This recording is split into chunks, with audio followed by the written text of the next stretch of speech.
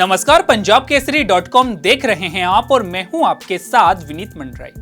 Travel booking करने वाली company OYO ने रविवार को अपनी चेक इन पॉलिसी में एक बड़ा बदलाव किया है। नए नियमों के अनुसार अब कपल्स को होटल में चेक इन के लिए अपने रिश्तों का प्रूफ देना होगा। ऑनलाइन या ऑफलाइन दोनों तरह से बुकिंग करने पर ये दस्तावेज जरूरी होंगे। फिलहाल कंपनी का ये नियम मेरठ में ट्रायल के तौर पर शुरू किया गया है, लेकिन सवाल ये उठता है कि ओयो अपनी जिस खासियत की वजह से इतना मशहूर हुआ और एक बड़ा ब्रांड बना, अब भला वो उसी इमेज को बदलने की तैयारी में क्यों है? क्या ये कंपनी की रणनीति का हिस्सा है? ऐसे क्या उदाहरण हैं जब किसी देश या कंपनी ने अपनी इमेज बदलकर अपने ब्रांड को और मजबूत बनाया हो? तो चलिए जानते हैं। एक समय था जब थाईलैंड की पहचान सेक्स टूरिज्म को लेकर थी, लेकिन 2000 आते आते थाईलैंड के रेस्टोरेंट्स की मांग दुनिया भर में अचानक बढ़ने लगी थी। थाई डिशेज को खूब लोकप्रियता मिली। पेड थाई नामक डिश हर कोने में मशहूर हुई। आलम यह रहा कि 2001 से लेकर 2019 के बीच थाईलैंड में पर्यटकों की संख्या 10 मिलियन से बढ़कर 39.8 मिलियन तक पहुंच गई थी।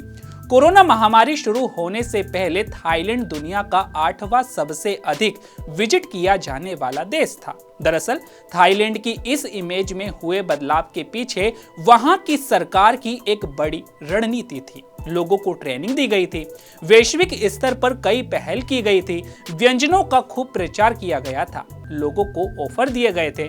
वहीं एक उदाहरण अमेरिका का भी है।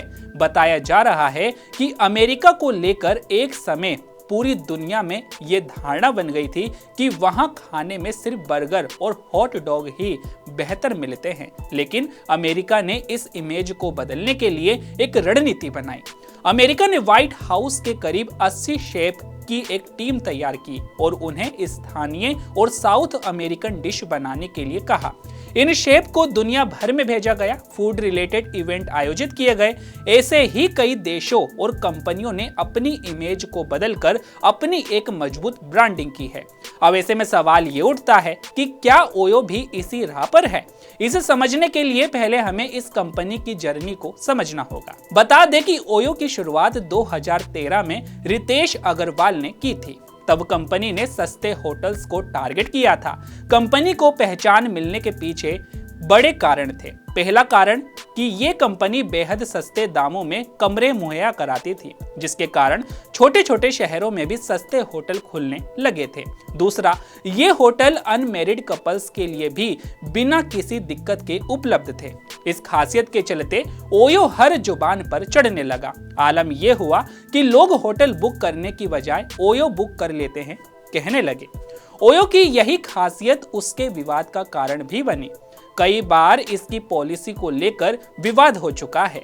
मेरठ में भी अनमैरिड कपल्स वाली पॉलिसी को लेकर ही प्रदर्शन हुआ था। होटल से वीडियो लीक होने और वेरिफिकेशन ना होने के कारण अवैध गतिविधियों को लेकर भी ओयो सवालों में रहा। कुछ सामाजिक संगठनों ने भी ओयो के खिलाफ याचिका दायर की थी। तो चलिए अब मुद्दे पर आते हैं।